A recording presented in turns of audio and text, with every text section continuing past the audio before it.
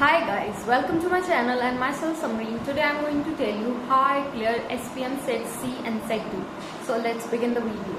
So for a kind information let me tell you, मैंने Set C में arbitration and conciliation लिया था and Set D में मैंने entrepreneurship startup वाला लिया था, ठीक है। So सबसे पहले हम स्टार्ट करते हैं with Set D जो कि है entrepreneurship and startup. So entrepreneurship and startup वाला जो आपका वो है टॉपिक या बोल लो आप सब्जेक्ट, तो वो मैंने प्रिपेयर किया था एक यूट्यूब चैनल से, ठीक है, जिसका नाम है ऋषभ स्पीक्स। उसमें एक भैया हैं ऋषभ बेद, तो वो पढ़ाते हैं। तो मैंने उनके टेलीग्राम चैनल से सारे जो 9 चैप्टर्स हैं उनकी नोट्स डाउनलोड कर लिए थे एंड उसका प्रिंट निकाल लिया था।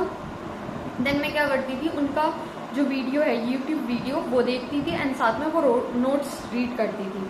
सो ये मैंने किया था for set D.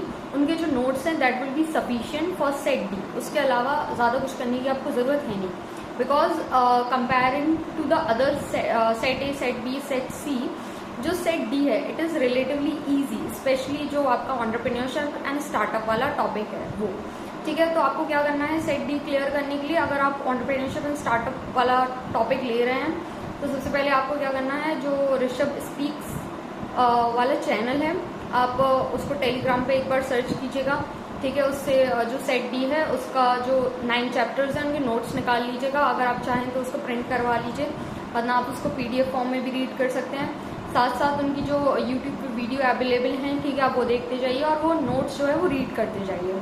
So your set D will be done, okay. I myself score 90 marks because of that, okay. Now coming on to set C, that is arbitration and conciliation. So arbitration and conciliation का जो topic है वो बहुत सारे बच्चे ले रहे हैं क्योंकि वो माना जाता है कि कम है।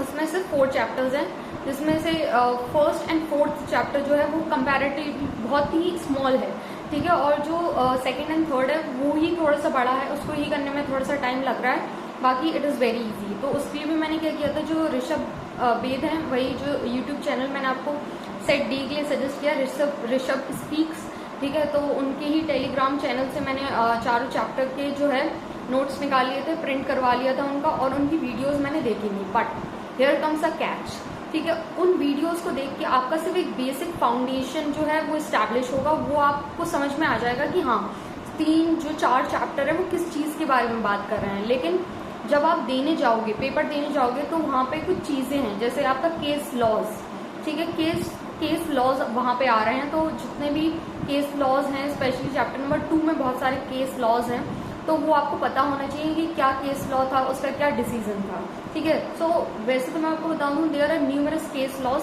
आप सारे नहीं कर पाओगे, लेकिन आप जितने कर पा रहे हो आप वो कर लीजिए, ओके। मैंने भी अपनी एक लिस्ट बनाई थी केस लॉज की। If you want that I will be sharing that with you, so comment down below in the video, okay. So ये था एक बात कि वहाँ पे केस लॉज आ रहे हैं, so you need to remember that. So पहला हो गया केस लॉज, ठीक है। देन सेकंड क्या है, मेरे में केस लॉज नहीं आए थे, मेरे में उन्होंने सेक्शन पूछे थे कि ये सेक्शन किसके बारे में बात करता है, सेक्शन 18 जो है वो किसके बारे में बात करता है। फिर थर्ड कम्स की केस लॉज होगा, उसके नीचे उन्होंने एग्जाम्पल्स भी दे रखे हैं मॉड्यूल में, ठीक है, टॉकिंग अबाउट द मॉड्यूल, उसमें एग्जाम्पल्स भी दे रखे हैं कि A एंड B के बीच में ये केस हुआ तो उसका क्या रिजल्ट होगा, वो आपको पता होना चाहिए, ठीक है।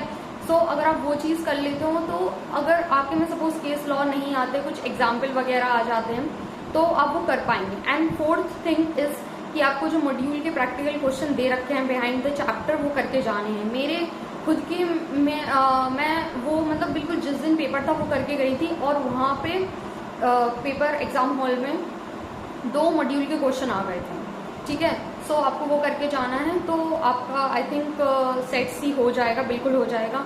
मैंने खुद 80 मार्क्स स्कोर किए हैं, ठीक है। और मैं आपको बता दूं talking about the paper pattern for both set D and C, the paper pattern is 20 question of 2 marks each, that is 40, and 60 question of 1 mark each, that is 60, so total comes out to be 100 and you need 50 marks for passing. So this is the thing.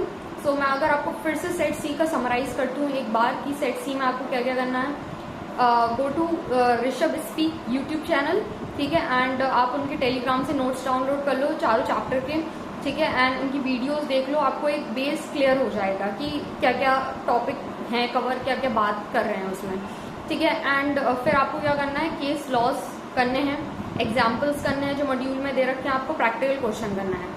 अब मैं यहाँ पे कुछ चीज़ें बता दूँ, जैसे कुछ टॉपिक हैं आर्बिट्रेशन एंड कंसिलिएशन में, जैसे कि प्लेस ऑफ आर्बिट्रेशन, ठीक है। आपको उसको बिल्कुल लाइटली नहीं लेना है, उसको बिल्कुल करके जाना है, ठीक है, क्योंकि उससे काफ़ी बार क्वेश्चन आए थे, मेरे को तो आए थे। So I am telling you that. Okay, thank you very much.